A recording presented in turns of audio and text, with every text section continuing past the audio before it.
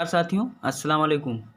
आप सभी भाई बहनों का, सभी लोगों का हमारे online YouTube channel UP Urdu GS academy पर बहुत बहुत स्वागत है। साथियों, आज से जो टेस्ट श्रृंखला हमने शुरू की है, ये सिर्फ इसलिए शुरू किया है, आप सभी लोगों के लिए इसलिए शुरू किया है कि आप अपनी तैयारी में एक धार पैदा कर सकें, जिससे किसी भी परीक्षा में उत्तर प्रदेश का कोई भी परीक्षा हो, किसी भी परीक्षा में सफल अपने आप को बनाएं और एक सीट पक्का करें। इसीलिए मैंने ये टेस्ट श्रृंखला शुरू की है और हर विषय की शुरू की है, इतिहास की भी, भूगोल की भी, साइंस की भी, और उर्दू के जो बच्चे हैं उनके लिए भी उर्दू का टेस्ट सीरीज चल रहा है। हालांकि उर्दू के बच्चे जो हैं, जिन्होंने जीआईसी का फॉर्म डाला है, उनके में ये टेस्ट श्रृंखला जो है टेस्ट श्रृंखला जो है बहुत ही ज़रूरी है। उनके में भी ये टेस्ट श्रृंखला उनके लिए भी ज़रूरी है, क्योंकि उनमें जो है 40 नंबर का जीएस आएगा। हालांकि ये जो टेस्ट मैं करवा रहा हूँ, ये सभी परीक्षाओं के लिए उतना ही इम्पोर्टेंट है जितना कि होना चाहिए। तो आप सभी लोगों से निवेदन है कि इस टेस्ट को आप पहले टेस्ट से लेकर जब तक परीक्षा नहीं हो जाता तब तक के सारे विषय के टेस्ट को आप करें और देखें, प्रश्नों से रूबरू हों। तो पहला सवाल, भूगोल का जो भारतीय भूगोल का जो सामान्य परिचय है, वहाँ से जो प्रश्न पूछे गए हैं, तो कौन कौन से प्रश्न पूछे गए हैं? क्षेत्रफल से लिखा हुआ है कि निम्नलिखित कथनों में से कौन से भारत के बारे में सही है? सही उत्तर के चयन के लिए अधोलिखित कूट का उपयोग कीजिए। मतलब कूट है और कूट के हिसाब से उत्तर देना है। देखिए, लिखा है भारत विश्व का 5वां बड़ा देश है। ये गलत है, क्योंकि भारत विश्व का 7वां देश है बड़ा। फिर यह स्थल मंडल के कुल क्षेत्रफल का लगभग 2.4% है। ये बिल्कुल सही है। समूचा भारत उष्णकटिबंधीय में आता है। ये बिल्कुल गलत है, उष्णकटिबंधीय में नहीं आता है, क्योंकि कर्क रेखा भारत के बीचों बीच से होकर गई है। आप सभी लोग जानते हैं, कर्क रेखा के बाद वो शीतोष्णकटिबंधीय हो जाता है, तो ये उष्णकटिबंधीय में आधा ही आता है, ये समूचा भारत नहीं आता है, गलत है। फिर है 82.5 अंश पूर्वी देशांतर का उपयोग भारतीय मानक समय को निर्धारित के लिए किया जाता है। बिल्कुल सही है। तो दूसरा और चौथा बिल्कुल सही है उत्तर भी में। ये देखिए, दूसरा और चौथा, ऑप्शन नंबर डी बिल्कुल सही है। इसका डिस्क्रिप्शन है, देख लीजिए। इसको चूँकि ये पहले से किया हुआ है, हमने इसको किया हुआ है, इसलिए ये ऐसे किया हुआ है। देखिए, भारत विश्व के 2.4% भूभाग को अधिकृत करता है। अभी ऊपर आपने पढ़ा, स्टेटमेंट के रूप में क्वेश्चंस आए हैं।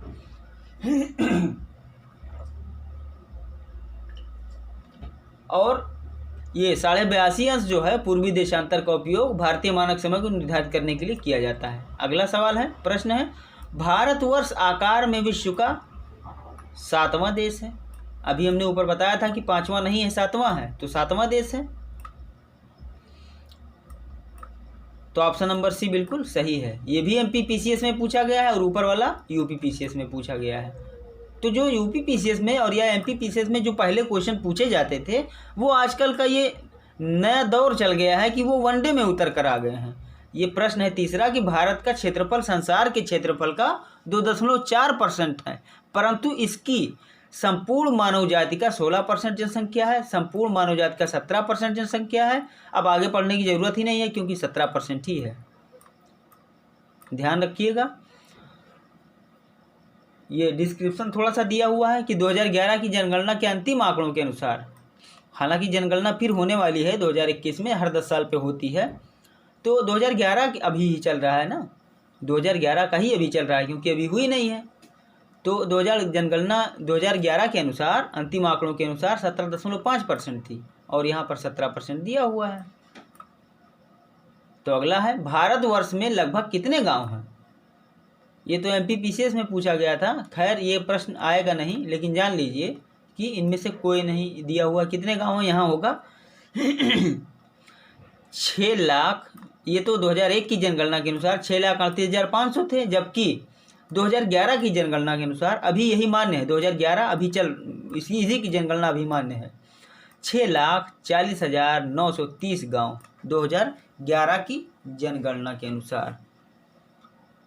ठीक है, तो ऑप्शन नंबर डी आपका सही है। इसमें 6,40,000 कहीं है ही नहीं। अगला सवाल अक्षांशीय विस्तार से देखिए, आपको अक्षांशीय विस्तार शायद हमने पढ़ाया था, या अगर छूटा होगा तो मैं पढ़ा दूंगा उसको। भारत विस्तृत है, अक्षांशीय विस्तार पूछ रहा है, तो अक्षांशीय विस्तार इनमें से कोई नहीं दिख रहा है। क्यों? क्योंकि अक्षांशीय विस्तार जो है वो 37.6 पूरब में है, सॉरी पश्चिम में है, और 97.25 पूरब में है। तो यहाँ पे तो कहीं दिख नहीं रहा, इसलिए ये 3 के तीनों गलत हैं, यही सही है, कोई नहीं।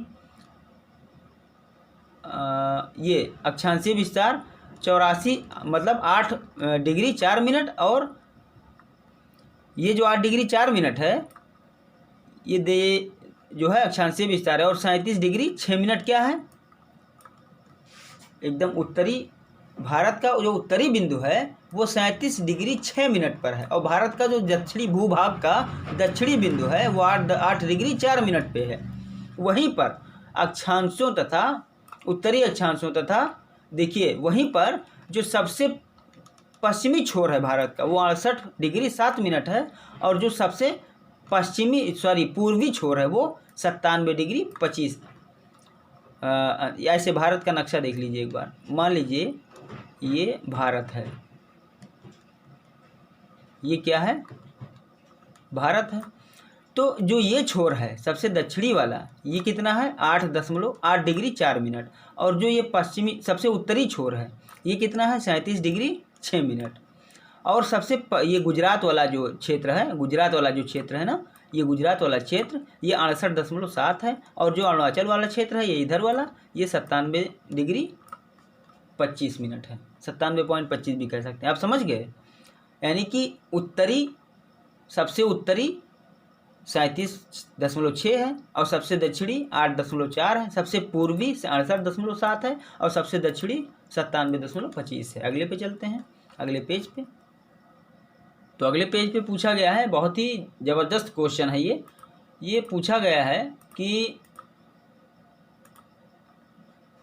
देखिए सिक्किम से गुजरने वाला अक्षांश निम्नलिखित में से किस एक से भी होकर गुजरता है। भाई अक्षांश जो रेखा होती है वो 1-1 डिग्री पे 1-1 अक्षांश रेखा होती है, आप सभी लोग जानते हैं। तो जो अक्षांश रेखा सिक्किम से गई है वो और किस प्रदेश से गई है ये पूछ रहा है। राजस्थान से गई है कि पंजाब से गई है कि हिमाचल प्रदेश से गई है या जम्मू कश्मीर से गई है। तो आप सभी लोगों को मैं बता देना चाहता हूँ कि राजस्थान से भी गई है वो, बाकी हिमाचल प्रदेश से नहीं गई है, पंजाब से नहीं गई है, जम्मू कश्मीर से नहीं गई। जम्मू कश्मीर सबसे ऊपर है।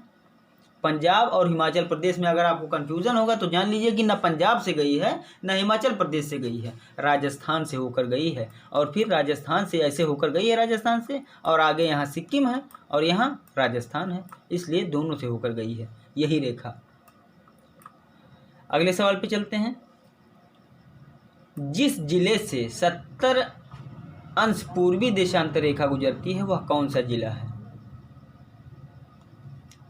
70 अंश यानी हमने कहा कि विषुवत रेखा को 0 माना गया है, और उसके ऊपर जब आप जाएंगे तो 1-1 डिग्री पे 1-1 अक्षांश रेखा गई है। ठीक, तो यहाँ बात की जा रही है देशांतर रेखा की।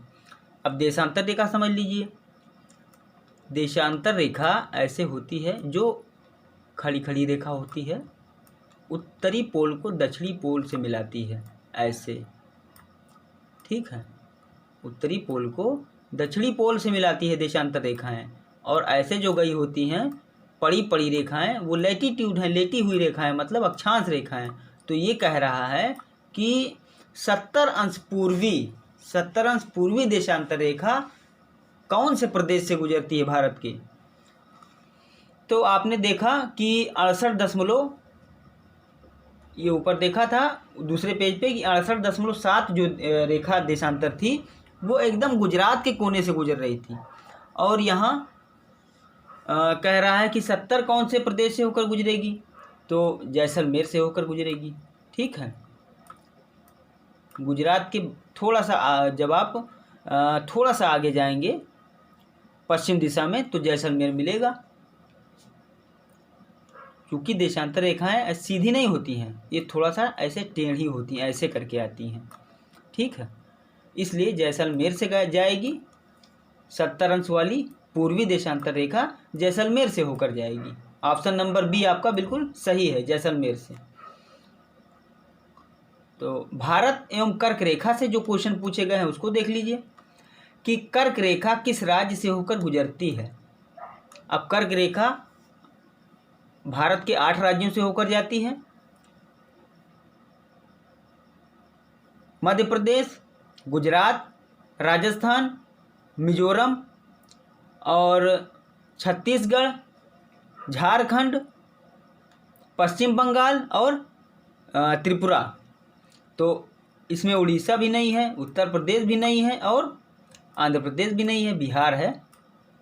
झारखंड पहले जो है बिहार झारखंड में ही था, तो इसलिए बिहार लिखा हुआ है। अब बिहार नहीं है, ये झारखंड है। ठीक है, बिहार आता ही नहीं है क्योंकि पहले वो पूरा का पूरा बिहार था, लेकिन अब झारखंड चूँकि अलग है, आप सभी लोग जानते हैं, तो झारखंड से होकर जाती है, इसलिए ऑप्शन नंबर बी बिल्कुल सही हो जाएगा। ये देखिए लिखा भी है, गुजरात, राजस्थान, मध्य प्रदेश, छत्तीसगढ़, झारखंड, पश्चिम बंगाल, त्रिपुरा और मिजोरम। 8 राज्यों हो गए ना, 3 3 6 2 8 राज्य हो गए। अगले पे चलते हैं। कर्क रेखा गुजरती है, कहाँ से गुजरती है? मध्य प्रदेश से गुजरती है, बिल्कुल सही है। त्रिपुरा अभी हमने बताया, मिजोरम से भी, तीनों से गुजरती है, तो ऑप्शन नंबर डी बिल्कुल सही हो जाएगा। किन भारतीय प्रदेशों से होकर कर्क रेखा गुजरती है? तो 8 से अभी हमने बताया आपको। अगले सवाल पे चलते हैं। भारत का एक राज्य जिससे होकर कर्क रेखा गुजरती है, बताइए। जम्मू कश्मीर बिल्कुल नहीं है, बिहार बिल्कुल नहीं है, हिमाचल प्रदेश बिल्कुल नहीं है, झारखंड। अभी हमने बताया आपको 8 राज्य हैं, उसमें झारखंड भी शामिल है। फिर है, निम्नलिखित नगरों में कौन कर्क रेखा से निकटतम दूरी पर है? तो आप सभी लोग जान लीजिए कि जो गांधीनगर है वो कर्क रेखा से बिल्कुल निकटतम दूरी पर है, गांधीनगर। ये देखिए कहाँ कहाँ कितनी बार पूछा गया है। यूपी पीसीएस प्री में पूछा गया 99 में, लोअर सबऑर्डिनेट यानी लोअर पीसीएस में पूछा गया 2002 में। यूपी पीसीएस से छोटा एग्जाम होता है लोअर पीसीएस, तो अब यूपी पीसीएस का प्रश्न लोअर पीसीएस में पूछ लिया गया 2002 में। इसीलिए मैं कहता हूँ ये जीआईसी में भी पूछा गया है। जीआईसी वाले बच्चे अगर देखें इसको तो देख लें इसको, यूपी पीएससी जीआईसी में पूछा गया है 2010 में। जीआईसी में पूछा गया है कि निम्नलिखित में से कौन कर्क रेखा से सबसे निकटतम दूरी पर है। तो याद रखिएगा, हमेशा भूलिएगा नहीं कि गांधीनगर जो गुजरात का है ना, वो कर्क रेखा से सबसे निकटतम दूरी पर है। फिर आगे चलते हैं। डिस्क्रिप्शन में दिया है साथियों की जो है गांधीनगर के बाद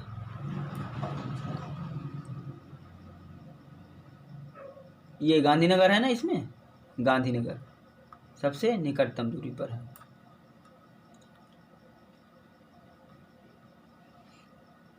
फिर आगे चलते हैं। निम्नलिखित नगरों में कौन सा कर्क रेखा से निकटतम दूरी पर है? अब चूंकि वहाँ गांधीनगर का ऑप्शन था इसलिए गांधीनगर लगा दिया गया, लेकिन यहाँ गांधीनगर का ऑप्शन नहीं है तो आप कोलकाता को लगा देंगे। ठीक है, ये पहले से किया हुआ इसलिए टिक मारा हुआ है साथियों। ये ऑप्शन नंबर बी बिल्कुल सही है, कोलकाता। तो गांधीनगर वहाँ नहीं था, यहाँ नहीं है, वहाँ था तो वहाँ गांधीनगर लग गया। यहाँ कोलकाता है तो यहाँ कोलकाता लग गया। देखिए, दिल्ली, कोलकाता, जोधपुर और नागपुर, तो ये चारों में से अगर कोई ऑप्शन में रहे तो आप वो लगाइएगा। कोलकाता अगर नहीं होता तो कोलकाता के बाद अगर ये होता जोधपुर तो जोधपुर लगा देते, फिर तीसरे नंबर पे नागपुर होता तो नागपुर लगा देते, फिर दिल्ली होता तो दिल्ली लगा देते। तो ये आप जान लीजिए कि दिल्ली, कोलकाता, जोधपुर और नागपुर, ये 4 आपको याद रखना है कि चारों में से कोई भी एक दे सकता है।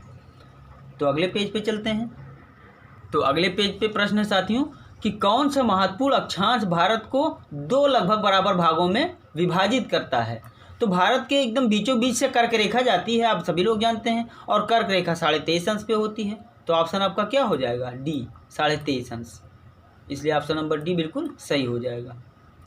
अगला प्रश्न है, निम्नलिखित में से कौन सा भारतीय राज्य कर्क रेखा के उत्तर में स्थित है? कर्क रेखा के उत्तर में स्थित है।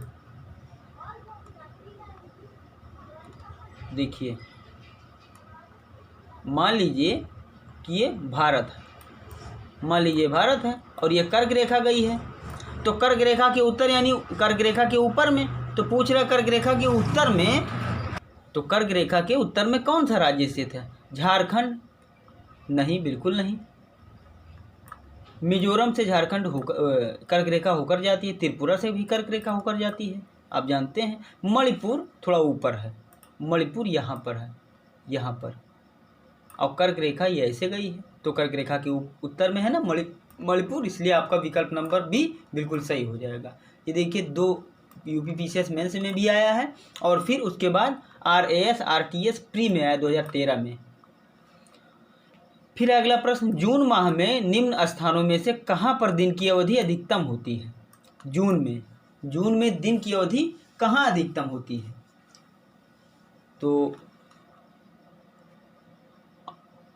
हैदराबाद नहीं, चेन्नई भी गलत है, भोपाल भी गलत है, आपका ऑप्शन नंबर डी दिल्ली बिल्कुल सही है। डी दिल्ली पर क्लिक कर दिया जाए, दिल्ली बिल्कुल सही है। इसका थोड़ा सा वो देख लीजिए, क्या डिस्क्रिप्शन। सूर्य के उत्तरायण होने के बाद से ही उत्तरी गोलार्ध में दिन की अवधि बढ़ती चली जाती है, सही बात है। 21 जून को सूर्य उत्तरायण स्थित के सर्वोच्च बिंदु पर होता है। इस माह में 21 जून को कर्क रेखा पर पड़ता है, पता है आप सभी लोगों को। इस माह में कर्क रेखा से उत्तर जाने पर दिनों की अवधि बढ़ने लगती है। दिल्ली की स्थिति कहाँ है? दिल्ली की स्थिति देखिए, दिल्ली यहीं पर तो है, यानी कर्क रेखा के उत्तर में है। तो अब दिल्ली जब जाएंगे आप तो दिल्ली के उत्तर में है, सॉरी कर्क रेखा के उत्तर में है, तो जितना ऊपर जाएंगे उतना दिन की अवधि बड़ी होगी। अगर यहाँ जम्मू कश्मीर कहीं होता तो जम्मू कश्मीर लगा देते, लेकिन सब चेन्नई लिखा है, हैदराबाद लिखा है, भोपाल लिखा है, सब जो है कर्क रेखा से नीचे वाले हैं। सिर्फ दिल्ली है जो कर्क रेखा से उत्तर में है। ऑप्शन नंबर डी बिल्कुल सही हो जाएगा। फिर मानक समय से भी प्रश्न पूछे गए हैं, देखिए मानक समय से कैसे कैसे प्रश्न पूछे गए। ये शुरुआती है, जब भारतीय भूगोल आप पढ़ते हैं तो शुरुआती चैप्टर से ये सब अलग अलग टॉपिक से प्रश्न पूछे गए हैं। देखिए, जब भारतीय मानक समय के याम्योत्तर पर अर्धरात्रि है, एक स्थान पर सुबह का 6 बजता है, उसी स्थान की अवस्थिति जिस याम्योत्तर पर है वो कितना है? अगर सुबह का 6 बज रहा है, अगर सुबह का 6 बज रहा है कहीं पर, तब उस समय किसी अन्य एक जगह पर, मतलब उसी जगह पर अक्षांश रेखा की स्थिति क्या पूछ रहा है? स्थिति अवस्थिति, देखिए अवस्थिति क्या होगी? तो 172 अंश 30 मिनट, 172 अंश 30 मिनट। ऑप्शन नंबर बी बिल्कुल सही होगा। अवस्थिति निकाला जाता है, निकालने का तरीका होता है, जैसे जो हमारी भारत की मानक समय रेखा है 82.5 अंश है। अब 82.5 अंश कहाँ से निकाला गया? इन सब चीज़ों का एक कॉन्सेप्ट होता है। जैसे लंदन का जो ग्रीनविच है वो 0 माना गया है, वहीं से आप देखिए यहाँ लंदन है तो यहाँ भारत होगा। अगर ये 0 है तो यहाँ 68 हो गया, 68 डिग्री 7 मिनट, और भारत का एकदम पश्चिमी छोर 97 डिग्री 25 मिनट है। तो दोनों के अंतर के बीच के भाग को 82.5 कर दिया गया। इसी तरह से जो है निकाल लिया गया, 90 में 82.5 जोड़ दिया गया, फिर ये 172.5 पूर्व हो जाएगा। फिर अगला प्रश्न, गुजरात के सबसे पश्चिमी गांव, गुजरात का जो सबसे पश्चिमी गांव है, गुजरात शहर बिल्कुल पश्चिमी तरफ है ही, गुजरात इधर है, देखिए यहाँ नक्शा थोड़ा सा जो हमने बनाया है मैप, गुजरात एकदम कोने में है यहाँ पे, और गुजरात का भी सबसे पश्चिमी गांव एकदम और कोने में होगा। अरुणाचल प्रदेश के सबसे पूर्वी छोर स्थित वालांग के समय में कितने घंटे का अंतर है? आप सभी लोग जानते हैं 2 घंटे का अंतर रहेगा। गुजरात का जो पश्चिमी गांव है, सबसे ज़्यादा पश्चिमी गांव, और जो अरुणाचल प्रदेश का सबसे पूर्वी गांव है, इन दोनों के समय में हमेशा 2 घंटे का अंतर होता है। ठीक है, जब भी क्वेश्चन पूछा जाएगा जवाब 2 घंटा ही लगाइएगा। ऑप्शन नंबर बी 2 घंटा। ठीक, तो अगला प्रश्न है कि जबलपुर की देशांतर रेखा इंदौर व भोपाल की देशांतर रेखाओं के बीच है। कथनों पर कह रहा है कि विचार कीजिए और कौन सही है कौन गलत है वो बताइए।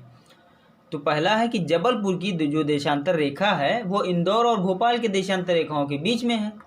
फिर दूसरा है औरंगाबाद का अक्षांश बड़ोदरा व पुणे के अक्षांशों के बीच है। और तीसरा है बंगलुरु की अवस्थिति चेन्नई की तुलना में अधिक दक्षिणावर्ती है। बंगलुरु की अवस्थिति चेन्नई की तुलना में अधिक दक्षिणावर्ती है। तो इसमें जो है पहला तो गलत है, क्योंकि जबलपुर का जो देशांतर रेखा इंदौर व भोपाल की देशांतर रेखाओं के बीच में नहीं है, बिल्कुल नहीं है, इसलिए गलत है। दूसरा और तीसरा आपका सही है। औरंगाबाद का अक्षांश जो है वो बड़ोदरा और पुणे के अक्षांशों के बीच है, और बेंगलुरु है उसकी अवस्थिति चेन्नई की तुलना में बिल्कुल दक्षिणावर्त स्थिति है। तो दूसरा और तीसरा बिल्कुल सही है। ऑप्शन नंबर सी बिल्कुल सही हो जाएगा। ये जो प्रैक्टिस सेट है ये मैं आपके जो है चैनल पे, जो हमारा टेलीग्राम चैनल है उस पर मैं भेज दूंगा, आप सभी लोग देख लीजिएगा। तो अगले पेज पे चलते हैं। तो अगला प्रश्न पूछा गया है कि निम्नलिखित में से कौन सा शहर भारतीय मानक समय देशांतर के निकटतम है। तो आप सभी लोग जानते हैं जो भारतीय मानक समय 82.5 अंश वो इलाहाबाद से होकर जाती है, और इलाहाबाद के करीब ही रीवा है, ज़्यादा दूर तो है नहीं, इसलिए आप रीवा को सही टिक करेंगे। उज्जैन बहुत दूर पड़ जाता है, सागर भी दूर है, होशंगाबाद भी दूर है, रीवा इलाहाबाद के बिल्कुल निकट है, और रीवा से ये भारतीय मानक समय रेखा होकर जाती है। सॉरी, रीवा से नहीं, इलाहाबाद से होकर जाती है ना, तो इलाहाबाद के पास ही में रीवा है, इसलिए रीवा सही हो जाएगा। ऑप्शन नंबर ए बिल्कुल सही है। रीवा चूँकि इलाहाबाद से 82.5 अंश जाती है, और रीवा थोड़ी ही दूर पे है, 81.19 अंश रेखा जाती है, और सागर बहुत दूर है, रीवा से भी दूर है, 78 जाती है, उज्जैन और दूर है, और होशंगाबाद और दूर है, ये तीनों नहीं है। फिर पूछा गया अगले सवाल में कि यदि भारतीय मानक समय के अनुसार पूर्वाह्न के 10 बजे हैं तो 92 अंश पूर्वी देशांतर पर शिलांग का स्थानीय समय क्या होगा। शिलांग का स्थानीय समय क्या होगा, तो इसको निकालना पड़ेगा कि जो 92 पूर्वी देशांतर पर स्थित शिलांग है, शिलांग 92 पूर्वी देशांतर पर स्थित है, ठीक है, और भारतीय जो मानक समय रेखा है वो 82.5 अंश पे है, तो फिर उसी हिसाब से इसको 92 में से 82.5 घटा दिया गया। अब 9.5 देशांतर रेखा निकल आया। अब 9.5 को आप 4 से गुणा कर देंगे। अच्छा, 4 से गुणा क्यों किया गया, क्योंकि एक देशांतर से दूसरे देशांतर तक जाने में 4 मिनट का समय लगता है, तो इसलिए 9.5 को 4 से गुणा किया गया, तो 38 मिनट का अंतर आएगा। अगले सवाल पे चलते हैं। ये सवाल पूछा गया है, देखिए ये IAS का सवाल है, 99 में पूछा गया है। तो अब जो IAS का सवाल था वो PCS का सवाल बन गया, और जो PCS का सवाल था वो वनडे में चला आया। अगला सवाल है कि यदि भारतीय मानक समय या म्योन्तर पर मध्याह्न है तो 120 पूर्वी देशांतर पर स्थानीय समय क्या होगा। तो आप सभी लोग जानते हैं भारतीय मानक समय 82.5 अंश होता है, ठीक, और 120 अंश पूर्वी देशांतर एवं भारतीय मानक समय के बीच देशांतरीय अंतर कितना है। 120 में से आप 82.5 घटा दीजिए तो 37.30 आएगा। इस तरह से जो है आपका 37.30 को आप जब 4 से गुणा करेंगे तो 2 घंटा 30 मिनट आएगा, यानी कि 14:30 लिखा है तो 2 घंटा 30 ही उसको माना जाएगा। आपका ऑप्शन नंबर बी बिल्कुल सही है। तो अगले पे चलते हैं। भारतीय मानक समय की यह म्योन्तर नहीं गुजरती है। जो भारतीय मानक समय है वो रेखा कहाँ से नहीं गुजरती है, तो आंध्र प्रदेश से बिल्कुल गुजरती है, उत्तर प्रदेश में ही इलाहाबाद है इसलिए उत्तर प्रदेश से गुजरती है, छत्तीसगढ़ से गुजरती है, महाराष्ट्र पड़ जाता है आपका बिल्कुल पूर्व की तरफ पड़ जाता है, और उत्तर प्रदेश पश्चिम की तरफ है, ठीक है, तो इसलिए महाराष्ट्र से होकर नहीं जाती है। तो ऑप्शन नंबर सी आपका बिल्कुल सही हो जाएगा। अगला प्रश्न है कि भारतीय मानक समय की देशांतर रेखा 82.5 अंश किस नगर से होकर गुजरती है। नागपुर से तो बिल्कुल नहीं जाती है, पटना से बिल्कुल नहीं जाती है, दिल्ली से बिल्कुल नहीं जाती है, इलाहाबाद से जाती है। आप सब लोग जानते हैं 82.5 अंश रेखा इलाहाबाद के नैनी से होकर जाती है। ऑप्शन नंबर डी बिल्कुल सही है। ये MP PCS में पूछा गया है। बताइए निम्नलिखित देशांतरों में कौन सा भारत की प्रमाणिक मध्याह्न रेखा कहलाती है। आप सभी लोग जानते हैं 82.5 अंश, सबको पता है 82.5 अंश। ऑप्शन नंबर डी बिल्कुल सही है। तो अगले पेज पे चलते हैं। अब आते हैं कुछ छोटे प्रश्नों पर। जैसे छोटे प्रश्न नहीं है, ये हैं बड़े ही प्रश्न, लेकिन इनका डिस्क्रिप्शन नहीं दिया गया है। भारत के कितने राज्य तटरेखा से लगे हैं। आप सभी लोग जानते हैं, क्या जानते हैं कि 9 राज्य। गुजरात, महाराष्ट्र, कर्नाटक, गोवा, केरल, तमिलनाडु, आंध्र प्रदेश और उड़ीसा, पश्चिम बंगाल, ये 9 राज्य हो गए। तो ऑप्शन नंबर सी बिल्कुल सही है। फिर है कि निम्नलिखित कथनों पर विचार कीजिए, और कह रहा है कि कौन से कथन सही हैं इन तीनों में से। कह रहा है कि असम, भूटान, बांग्लादेश की सीमाओं से लगा हुआ है। कह रहा है असम, जो असम राज्य है वो भूटान तथा बांग्लादेश की सीमाओं से लगा हुआ है। अब ये सही है कि गलत है, अभी बताते हैं। पश्चिम बंगाल भूटान तथा नेपाल की सीमाओं से लगा हुआ है। अब आप जब मैप देखते हैं यहाँ तो आपको बिल्कुल क्लियर हो जाता। फिर कह रहा है मिजोरम बांग्लादेश तथा म्यांमार की सीमाओं से लगा हुआ है। तो मैं आपको बता देना चाहता हूँ कि इसका डिस्क्रिप्शन तो नहीं दिया गया है, लेकिन फिर भी मैं आपको ये बता देना चाहता हूँ कि जो असम है वो भूटान तथा बांग्लादेश की सीमाओं से बिल्कुल लगा हुआ है। ठीक है, ये आप पहला बिल्कुल सही है। पश्चिम बंगाल जो है वो भूटान तथा नेपाल की सीमाओं से लगा है, बिल्कुल सही है। और जो तीसरा है मिजोरम, वो बांग्लादेश और म्यांमार की सीमाओं से लगा हुआ, ये भी बिल्कुल सही है। तो आपका पहला, दूसरा और तीसरा तीनों सही है, इसलिए ऑप्शन नंबर ए बिल्कुल सही हो जाएगा। अगले पे चलते हैं। निम्नलिखित कथनों पर विचार कीजिए। इसमें भी कथन के रूप में पूछा गया है। लिखा गया है सरक्रीक विवाद भारत और पाकिस्तान के मध्य है। ये सही है कि गलत है, अभी हम बताते हैं आपको। फिर है 24 डिग्री उत्तरी अक्षांश रेखा को पाकिस्तान ने अस्वीकृत कर दिया है। ये गलत है, ये बिल्कुल गलत है। पहला ऑप्शन आपका बिल्कुल सही है। तो इस तरह से ऑप्शन नंबर ए बिल्कुल सही है आपका। चलते हैं अगले प्रश्न पे। अगला प्रश्न है कि भारतीय उपमहाद्वीप में अफगानिस्तान को भी सम्मिलित किया जाता है। भारतीय उपमहाद्वीप में अफगानिस्तान को भी सम्मिलित किया जाता है। ये गलत है। भारतीय उपमहाद्वीप में अफगानिस्तान कहाँ से चला आएगा। दूसरा है कि भारतीय उपमहाद्वीप में म्यांमार को भी सम्मिलित किया जाता है। तो मैं आपको बता देना चाहता हूँ कि भारतीय उपमहाद्वीप में भारत के अलावा कोई ना अफगानिस्तान है और ना ही म्यांमार है, दोनों गलत हैं। तो आपका ऑप्शन नंबर डी बिल्कुल सही हो जाएगा। दोनों गलत हैं। भारतीय उपमहाद्वीप में ना बर्मा है, म्यांमार मतलब, और ना ही अफगानिस्तान। फिर है अगला, निम्नलिखित कथनों पर विचार कीजिए। भारत की लंबाई और चौड़ाई में 381 किलोमीटर का अंतर है। सही है या गलत है, बताइए। फिर है भारत का ज्यामितीय आकार चतुष्कोणीय है। ये तो बिल्कुल सही लग रहा है मुझे, लेकिन 381 किलोमीटर नहीं है ये गलत है। 381 किलोमीटर नहीं है भारत की लंबाई और चौड़ाई में अंतर। तो ऑप्शन नंबर आपका बी बिल्कुल सही हो जाएगा। अगला प्रश्न है निम्नलिखित राजधानी नगरों पर विचार कीजिए। कोलकाता हुआ, अगरतला हुआ, भोपाल हुआ, आइजोल हुआ, रांची हुआ। फिर इसमें पूछा गया है कि नगरों में, इन जो नगर दिए गए हैं ऊपर, इनमें कौन से कर्क रेखा के उत्तर में अवस्थित हैं। देखिए, तो उत्तर में जो है कौन सा अवस्थित है, तो मैं आपको बता देना चाहता हूँ कि कोलकाता उत्तर में नहीं है, और भोपाल भी नहीं है उत्तर में, रांची भी उत्तर में नहीं है। उत्तर में कौन कौन है, आइजोल भी नहीं है,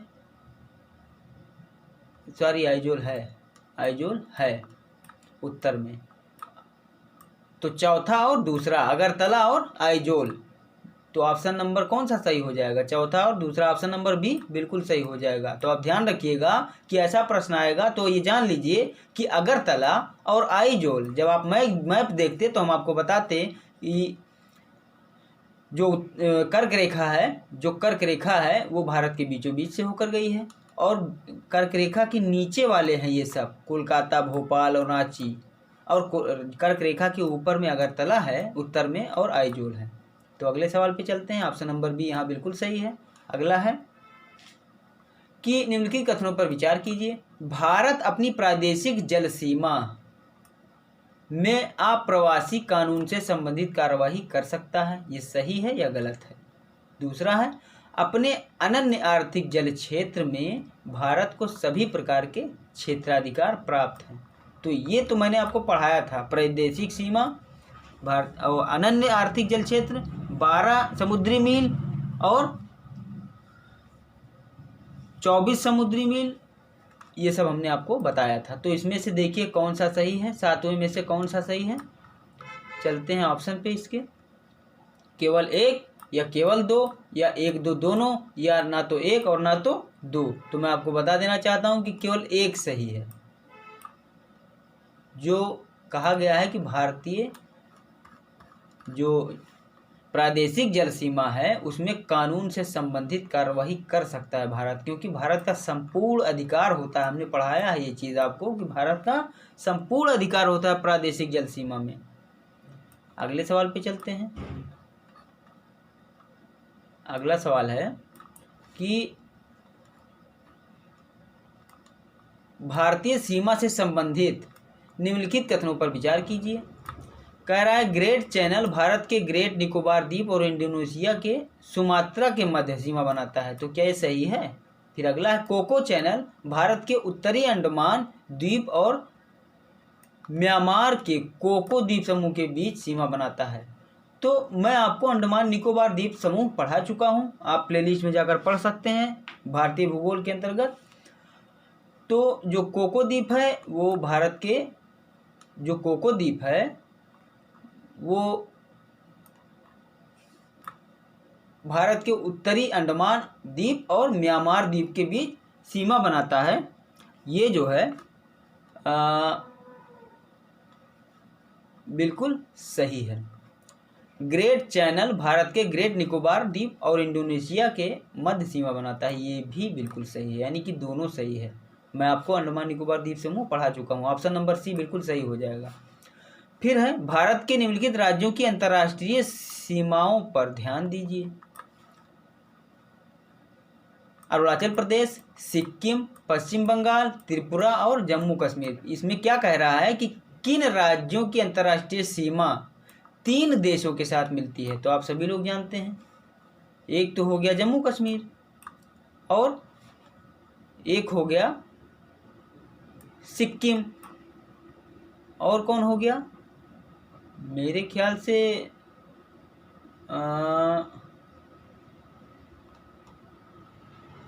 एक अरुणाचल प्रदेश भी है, सिक्किम भी है, पश्चिम बंगाल भी 3 देशों से सीमा बनाता है, नेपाल से, बांग्लादेश से और चीन से। तो ये भी हो गया। त्रिपुरा,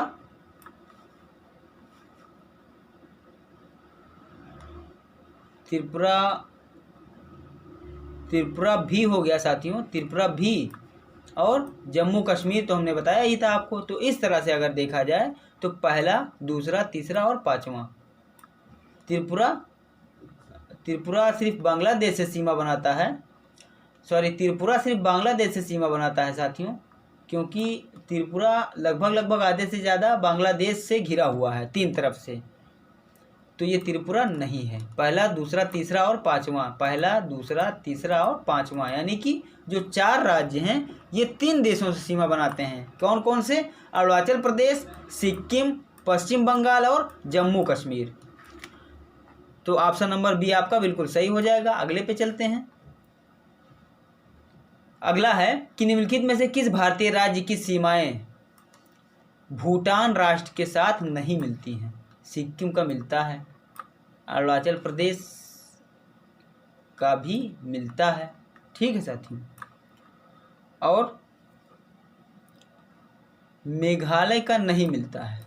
पश्चिम बंगाल भी सिक्किम से मिलता है, यानी कि पूछ रहा है कि कौन सिक्किम के साथ नहीं मिलता है, तो यही मेघालय है ऐसा राज्य जो सिक्किम के साथ सीमा नहीं बनाता है। तो ऑप्शन नंबर बी आपका बिल्कुल सही हो जाएगा। तो अगले पे चलते हैं कि क्षेत्रफल की दृष्टि से निम्न देशों में सही आरोही क्रम कह रहा है, बताइए। आरोही क्रम मतलब बढ़ता हुआ क्रम और अवरोही क्रम मतलब घटता हुआ क्रम।